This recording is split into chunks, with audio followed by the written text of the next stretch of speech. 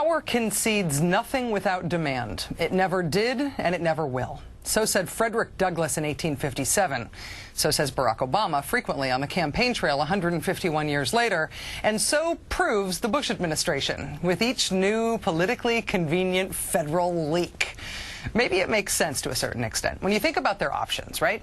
If the Republican Party is to maintain control of the executive branch of government, what resources are at their disposal exactly? They're trying in as many states as they can to make voting as difficult as possible so as to prevent citizens who have decided they would prefer to elect Barack Obama from making that decision binding. And maybe they'll get some traction there, but what else can they do? Well, they do still control the federal government. In a normal presidential administration, that would give the president and even a vice president a nice bully pulpit from which to endorse their chosen successor. In this administration, they've all but confined the sitting president to quarters, and it's being greeted with astonishment that the vice president was just allowed near a microphone to talk about John McCain. I believe the right leader for this moment in history is Senator John McCain.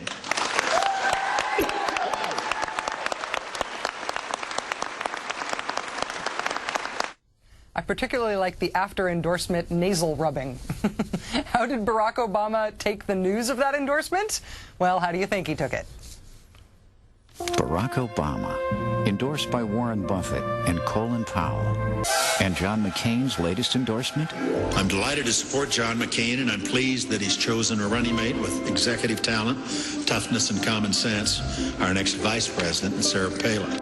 And boy, did McCain earn it. He voted with Bush and Cheney 90% of the time.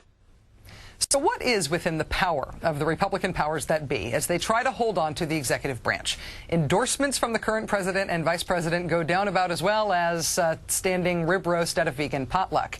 But controlling the federal government does have its political advantages, illegal though they may be.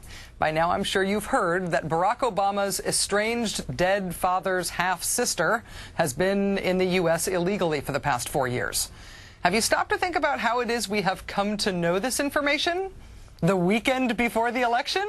Here's how the Associated Press says they got the story. Quote, information about the deportation case was disclosed and confirmed by two separate sources. One, a federal law enforcement official. The information they made available is known to officials in the federal government, but the AP could not establish whether anyone at a political level in the Bush administration or in the McCain campaign had been involved in its release.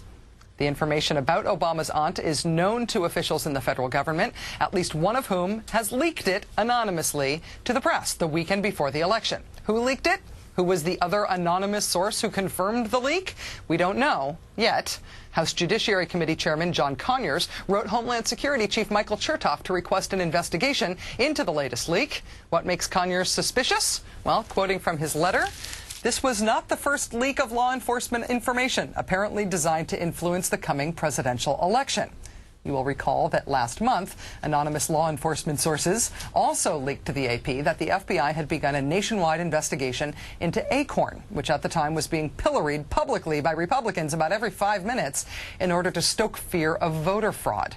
After that leak, the Obama campaign asked the Attorney General to have his special prosecutor investigate if the Bush administration and the McCain-Palin campaign were working together to intervene in the upcoming election on McCain's behalf. Just last month, we learned that in 2006, a draft report of the House Oversight Committee found that the Bush administration used taxpayer-funded trips for cabinet officers to help elect Republican candidates around the country. And the entire U.S. attorney scandal hinges on DOJ prosecutors who were fired in 2006 for rejecting political pressure to pursue unfounded voting fraud cases that were thought to have the potential to help Republicans win in those midterm elections. This kind of thing has a history. In 1992, the first President Bush abused the same sort of federal power against Bill Clinton, which was just before the election, and Bill Clinton's passport file suddenly, mysteriously, sprung a leak. 3 political cronies that were sent over lickety-split to delve into my passport files to see where I went 23 years ago. They should have just asked me. I'd have told them. And then when they didn't find anything out, these people went and dug into my mother's passport file. Now, I tell you what, You know, Bush, they talk about big government, but that's big government. Those three people had too much time on their hands. They were looking into my mama.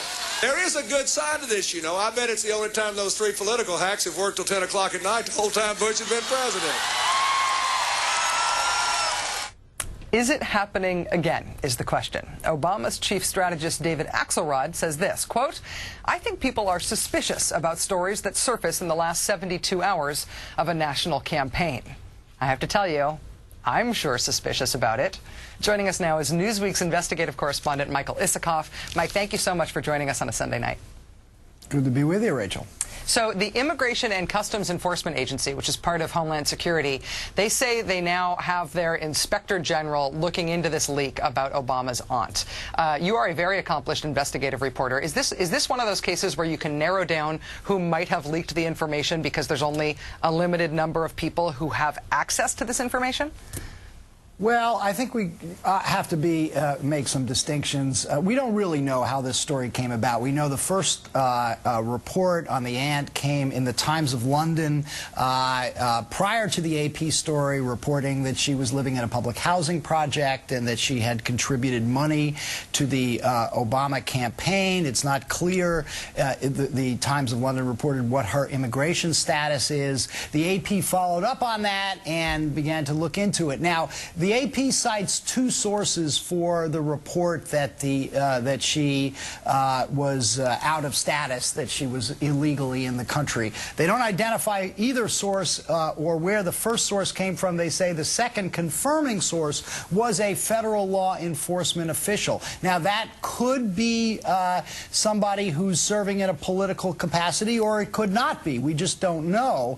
What we do know is that there are some pretty strict laws governing dissemination of information about somebody's immigration status, and particularly when it relates to somebody who's an asylum seeker, because there is a real reason to keep those confidential. These are often people who are fleeing from tyrannical regimes, you know, who face potential reprisals if they don't get asylum. So there's a real legitimate reason to keep that information confidential.